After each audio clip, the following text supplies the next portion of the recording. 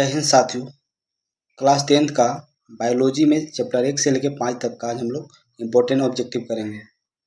ऐसा ऑब्जेक्टिव है जो हर साल पूछता ही पूछता है, ठीक है। तो अगला साल भी पूछने का बहुत ज़्यादा चांस है, तो इसको मिस मत करना, लास्ट वीडियो को देखना। और बिना देरी किए हुए हम लोग क्लास के स्टार्ट करते हैं। आते हैं सवाल नंबर 1 पे। कहता है पत्तियों में गैसों का आदान प्रदान कहाँ से होता है। तो पत्तियों में जो गैसों का आदान प्रदान होता है वो रंध्र से होता है, स्टोमेटा से होता है। पत्तियों के सतह पर पाया जाता है यह रंध्र, जो कि सूक्ष्म छिद्र होते हैं, जिसे हम रंध्र कहते हैं, जिसको अंग्रेजी में स्टोमाटा कहा जाता है। ये जो है प्रकाश संश्लेषण के लिए आवश्यक है, क्योंकि इसमें जो गैस होते हैं जैसे कि CO2 और ऑक्सीजन गैस का जो है आदान प्रदान इसी छिद्र से होता है। वास्तोत्सर्जन की प्रक्रिया भी रंध्रों के माध्यम से ही हो जाते हैं। मनुष्य में वृक्क यानी कि किडनी किस तंत्र का भाग है। तो मनुष्य का जो किडनी है वो उत्सर्जन तंत्र का भाग है, उत्सर्जन का काम करता है। वृक्क मानव उत्सर्जन तंत्र का सबसे प्रमुख और महत्वपूर्ण अंग है, जो कि रक्त को छानकर इसको हानिकारक जो अपशिष्ट पदार्थ है जैसे कि यूरिया है ना, उसको मूत्र में अलग कर देता है। वृक्क का जो रचनात्मक और क्रियात्मक इकाई है उसको हम नेफ्रॉन के नाम से जानते हैं। आगे चलेंगे। पादप में जो है जाइलम उत्तरदायी है। किस लिए उत्तरदायी है। तो पादप में जो जाइलम है वह जल के लिए उत्तरदायी है। किसके लिए। जल के लिए उत्तरदायी है ना।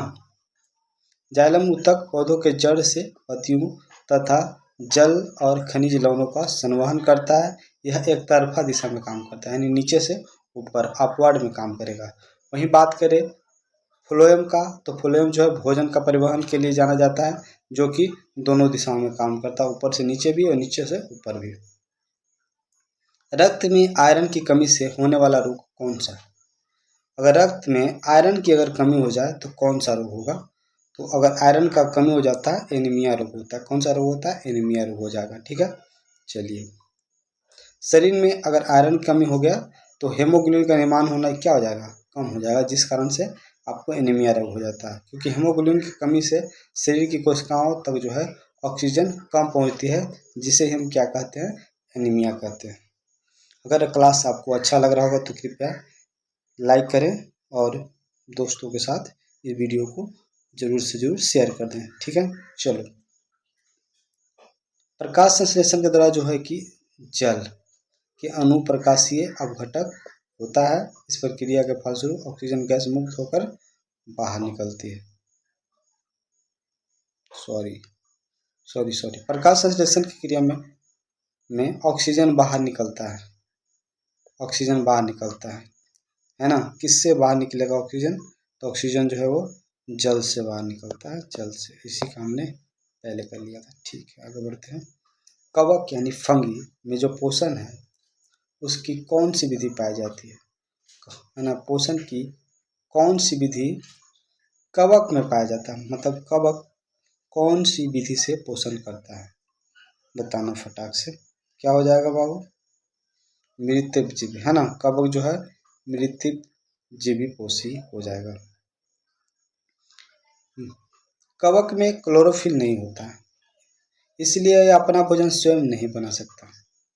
एक गले सड़े कार्बनिक जो पदार्थ है उसे अपना भोजन को अवशोषण करता है। सवाल नंबर 7 है कि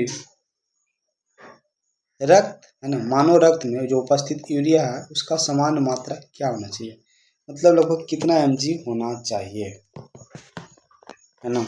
मानव रक्त में यूरिया का समान मात्रा कितना होना चाहिए। तो 20 mg के आसपास हो सकता है। यकृत एमोनिया को यूरिया में बदल देता है। रक्त में इसकी जो सामान्य मात्रा लगभग 20 mg प्रति और 100 ml होती है।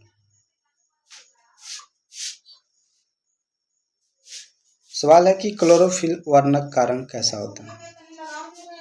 तो क्लोरोफिल वर्णक का जो रंग होता है वो हरा होता है। तेरा क्या कर ला। क्लोरोफिल के कारण ही पौधे जो है उसकी जो पत्तियां हैं उसका रंग हरा होता है। प्रकाश संश्लेषण के लिए जो है सूर्य का प्रकाश जरूरी है, सबको पता है। आगे बढ़ेंगे। पाइरूवेट के विखंडन से CO2 तथा जल तथा ऊर्जा देता है। यह क्रिया कहाँ होती है, बताना है फट से। क्या हो जाएगा, तो यह जो क्रिया वो माइटोकॉन्ड्रिया में होता है। कहाँ पे होता है, माइटोकॉन्ड्रिया में हो जाएगा।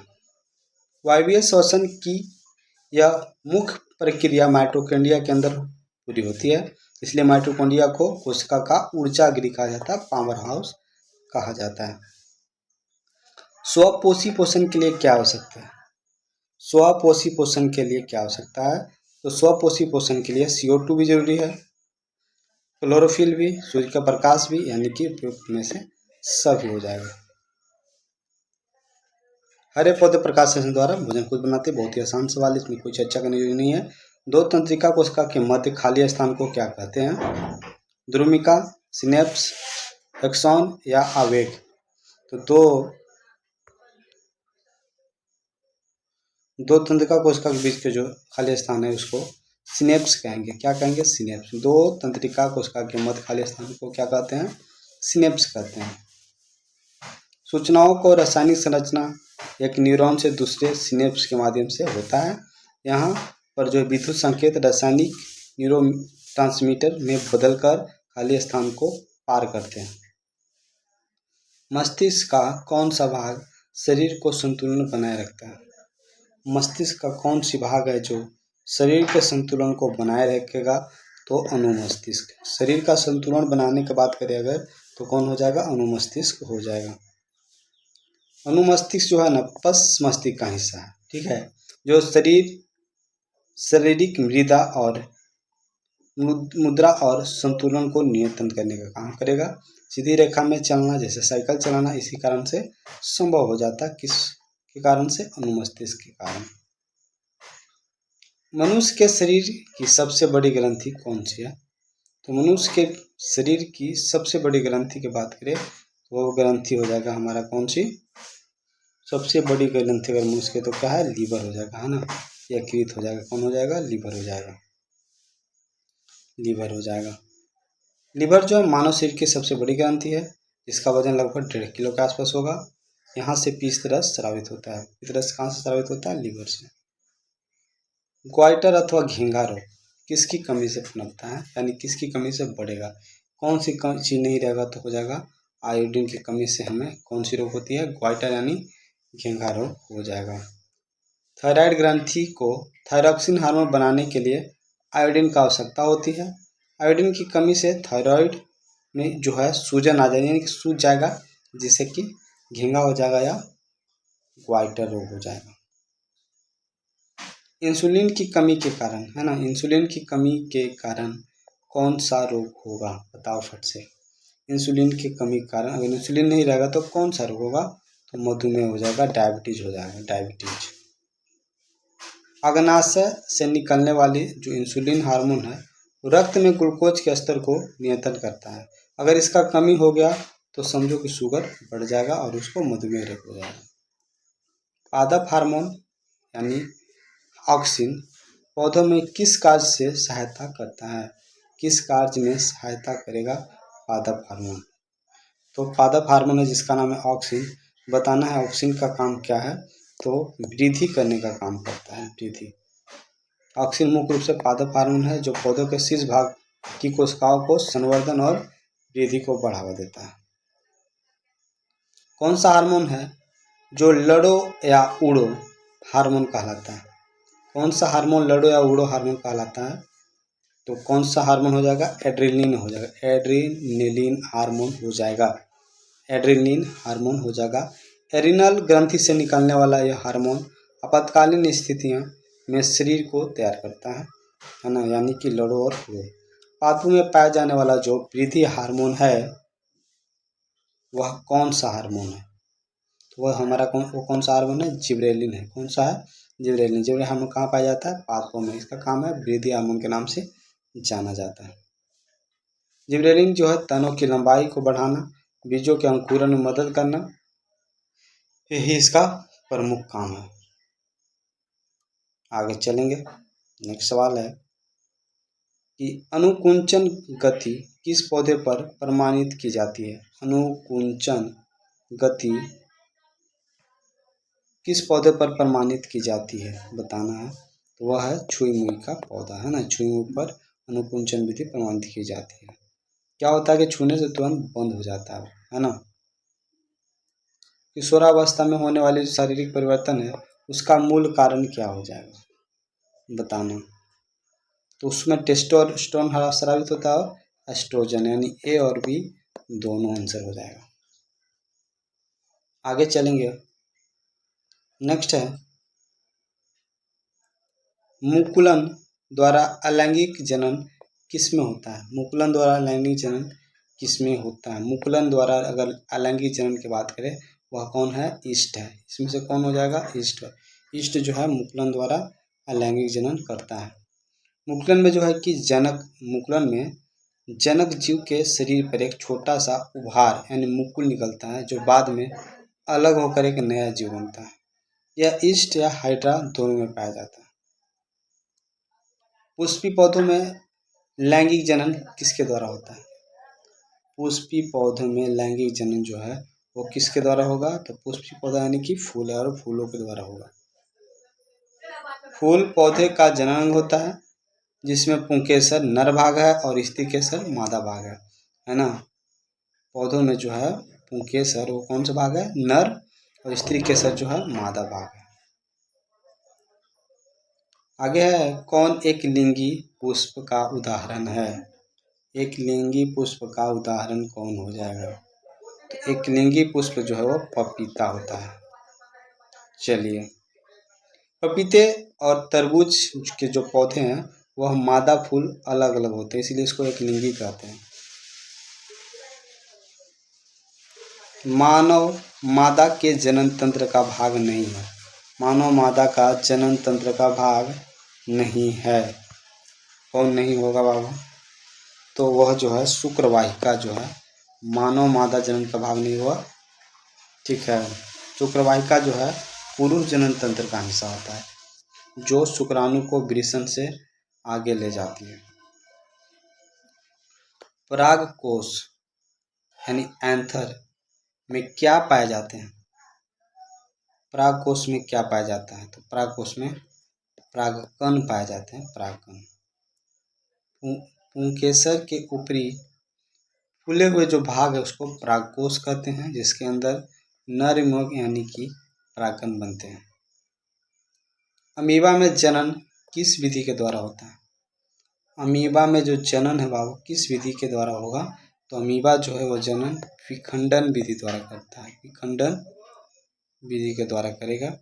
अमीबा एक कोशिकीय जीव है जो परिपक्व होने पर दो भागों में बढ़ जाता है, इसे द्विखंडन या विखंडन कहते हैं। नर युग्मक और मादा युग्मक, नर युग्मक और मादा युग्मक के संगलन को क्या कहा जाता है। नर युग्मक और मादा युग्मक के संगलन को क्या कहा जाता है, निषेचन कहा जाता है, फर्टिलाइजेशन कहा जाएगा। शुक्राणु और अंडाणु के मिलने की प्रक्रिया को हम निषेचन कहते हैं जिससे युग्मनज का निर्माण होता है, जाइगोट बनता है। जाइगोट जो है किससे बनेगा, शुक्राणु और अंडाणु के मिलने की प्रक्रिया से बनता है। क्या चीज, युग्मनज बनता है, जाइगोट बनता है। स्त्री में मस्तिष्क चक्र, मासिक चक्र, स्त्रियों में जो मासिक चक्र है उसकी अवधि कितने दिनों की होती है बताना। तो वह जो है लगभग 28 दिनों की होती है। कितने दिनों का, 28 दिनों का। यह महिला जनन तंत्र में होने वाले चक्रीय प्रवाह है जो सामान्यतः 28 दिनों में दोहराया जाता है। एड्स रोग है वह किसके कारण होता है। एड्स रोग है, इसमें से किसके कारण होगा, इनमें से बताना है किसके कारण होगा। तो यह जो रोग है वह विषाणु के कारण होता है, वायरस के कारण होता है। देखो एड्स का जो पूरा नाम है ना वो है एक्वायर्ड इम्यूनो डेफिशिएंसी सिंड्रोम, जो कि HIV नामक वायरस के संक्रमण से होता है। HIV नामक वायरस के संक्रमण से होता है। ठीक है, चलो आगे है कि फूल में नर प्रजनन अंग होता है। फूल में जो नर प्रजनन अंग है वह कौन सा होगा? फूल में नर प्रजनन अंग कौन सा होगा? तो वह होता है पुंकेसर। पुंकेसर है ना, पुंकेसर होगा। पुंकेसर फूल का नर भाग है, जबकि स्त्रीकेसर मादा भाग है। पीछे के सवाल में किया। अनुवांशिकी का पिता किसे कहा जाता है? Who is the father of genetics? तो अनुवांशिक का जो पिता है वो हमारा कौन हो जाएगा? फट से जवाब देना। कौन है? ग्रेगर जॉन मेंडल है। ग्रेगर जॉन मेंडल साहब हो जाएंगे। मटर के पौधों को इन्होंने अपना प्रयोग किया था। यानी बुनियादी नियमों को पारित करने के कारण मेंडल को उपाधि से सम्मानित किया गया। आगे चलेंगे सवाल पे। मेंडल ने अपने प्रयोगों के लिए किस पौधे का चयन किया था? तो मटर। मटर तो इसमें है, हाँ है। कौन सी? मटर हो जाएगा। चलो फटाक से। पुरुष में कौन सा लिंग गुणसूत्र होता है? पुरुष में कौन सा लिंग गुणसूत्र होता है? तो पुरुष में भाई एक्स और वाई होता है। क्या होता है? एक्स वाई होता है। मनुष्य में 23 जोड़ा गुणसूत्र होते हैं, है ना। 23 जोड़ा गुणसूत्र, जिसमें एक्स एक्स और एक्स वाई होता है। मानव शरीर में कितने जोड़े गुणसूत्र होते हैं? 23 जोड़े होंगे। समजात अंगों का उदाहरण बताओ। कौन हो जाएगा? समजात अंगों का उदाहरण कौन हो जाएगा? बताना। तो समजात अंगों का उदाहरण, हमारा हाथ और कुत्ते का गर्भपात, हमारा दांत और हाथी का दांत नहीं, आलू और घास का। तो आंसर जो होता है इसमें हमारा दांत और कुत्ते का गर्भपात। आगे चलेंगे। द ओरिजिन ऑफ स्पीसीज एक बुक है ना। द ओरिजिन ऑफ स्पीसीज जो बुक है वह किसने लिखा है? तो वह लिखा है किसने? डार्विन द्वारा लिखा गया। किसके द्वारा? डार्विन ने लिखा है। चार्ल्स डार्विन ने इस पुस्तक में प्रकृति चयन द्वारा जैव विकास को सिद्धांत दिया है। कीटों के पंख और चमगादड़ के पंख किस प्रकार से समान है? कीटों का पंख और चमगादड़ का पंख जो है किस प्रकार के अंग है? तो समावृत है, एक जैसा वृत्त वाला है, एक जैसा दिखने वाली। आगे चलेंगे। मानव का उद्भव कहाँ हुआ? मानव का जो ओरिजिन है वो कहाँ से हुआ है? ऐसे तो जो सवाल हो जाएगा हमारा वो ज्योग्राफी का, पर इसमें हम लोग देख सकते हैं। तो कहाँ से हो जाएगा? अफ्रीका महादेश से, अफ्रीका से हुआ है ना। जीवाश्म प्रमाणों से साबित हो चुका है कि आधुनिक मानव जो है होमो सैपियंस के सबसे प्राचीन पूर्वज जो है अफ्रीका में विकसित हुए थे। जीवों में वंशागत लक्षणों को नियंत्रण करने वाली जो इकाई है उसको क्या कहते हैं? जीवों के अंदर जो लक्षण को नियंत्रण करने वाले जो इकाई है उसको क्या कहा जाता है? तो उसको जीन कहा जाता है। जीन। जीन से ही जेनेटिक्स का निर्माण होता है। आगे बढ़ते हैं। पर्यावरण के प्रभाव या अभाव से अर्जित लक्षण क्या कहलाता है? पर्यावरण के प्रभाव या अभाव से या अभ्यास से अर्जित जो लक्षण है उसको क्या कहा जाता है? तो उसको उपार्जित लक्षण कहेंगे। क्या कहेंगे? उपार्जित लक्षण कहते हैं। आगे बढ़ेंगे। निम्न में से कौन जैव निम्नीकरण का कचरा है? प्लास्टिक, थर्मोकोल, पॉलीथीन या टिश्यू पेपर? क्या पूछा है? सवाल पूछा है तुम्हारा जैव निम्नीकरण मतलब कि दोबारा सूख मिट सके तो टिश्यू पेपर, बाकी जो है ये विघटित होने वाला नहीं है। किसी पारिस्थितिक तंत्र में ऊर्जा को ग्रहण करने वाला कौन होता है? किसी पारिस्थितिक तंत्र में ऊर्जा को ग्रहण करने वाला कौन होता है? तो जो ऊर्जा ग्रहण करता है उसको उत्पादक कहते हैं। ओजोन परत पाई जाती है। ओजोन परत कहाँ पे पाया जाएगा? कहाँ पे पाया जाता है? स्ट्रेटोस्फीयर में पाया जाता है। ओजोन परत स्ट्रेटोस्फीयर में पाया जाता है। मैदानी पारिस्थितिक तंत्र में तृतीयक उपभोक्ता कौन है? मैदानी पारिस्थितिक तंत्र में तृतीयक उपभोक्ता कौन होता है? बताना। तो इसमें जो अगर बात करें तो इसमें जो है सांप है तृतीयक उपभोक्ता में आएगा। ठीक है ना। जैसे देखो घास को टिड्डा खाया, टिड्डा को मेढक को कौन खा गया? सांप खा गया। ओजोन के एक अणु में ऑक्सीजन के कितने परमाणु होते हैं? तो ऑक्सीजन के कुल 3 परमाणु होते हैं। बहुत ही आसान सवाल हो जाएगा यहाँ पे। चिपको आंदोलन का जो मुख्य उद्देश्य था क्या था? तो वृक्षों को काटने से बचाना लोगों का जो चिपको आंदोलन में मुख्य उद्देश्य हो जाएगा, है ना। वृक्षों का क्या करना? बचाना। आगे चलेंगे, जो कि कहाँ से शुरू हुआ था, उत्तराखंड के गढ़वाल के स्थानीय लोगों ने पेड़ में चिपक कर कटने से बचाया करते थे। इसका नेतृत्व करने वाला का नाम था सुंदरलाल बहुगुणा। चलिए आगे चलेंगे। नेक्स्ट सवाल है कि वैश्विक उष्मांग यानी ग्लोबल वार्मिंग का मेन कारण क्या है। तो ग्लोबल वार्मिंग का मेन कारण है CO2, कार्बन डाइऑक्साइड हो जाएगा मेन कारण। कार्बन डाइऑक्साइड एक प्रमुख गैस है ना, ग्रीन हाउस गैस के नाम से जानते हैं इसको, जो वायुमंडल की गर्मी को रोकती है, जिससे तापमान बढ़ता है। एक आहार श्रृंखला में शाकाहारी जीव किस पोषी स्तर का निर्माण होता है। क्या हो जाएगा, क्या हो जाएगा, फट से बनाना। तो द्वितीय है ना। CFC का व्यापक उपयोग कहाँ होता है। CFC का व्यापक उपयोग कहाँ होता है। एयर कंडीशनरों में, रेफ्रिजरेटरों में, जेट इंजनों में। भैया तीनों जगह होगा, तीनों जगह। मैं बोलता हूँ कभी 2 ऑप्शन सही आ जाता सीधे मारुति चला, ऐसे होता भी है, ठीक है ना। चलो आज का अंतिम सवाल है, किसी भी पारिस्थितिक तंत्र में ऊर्जा का प्रवाह कैसे होता है। इस सवाल का जवाब आपको देना है, तो आप कृपया कमेंट बॉक्स में इसका जवाब दे दें, ठीक है। तो आज के 50 से प्रश्न जो है पूर्ण होता है। बिहार बोर्ड जंक्शन पे परीक्षा में तहलका मचाने के लिए तैयार रहें और लाइक, शेयर और सब्सक्राइब करना ना भूलें।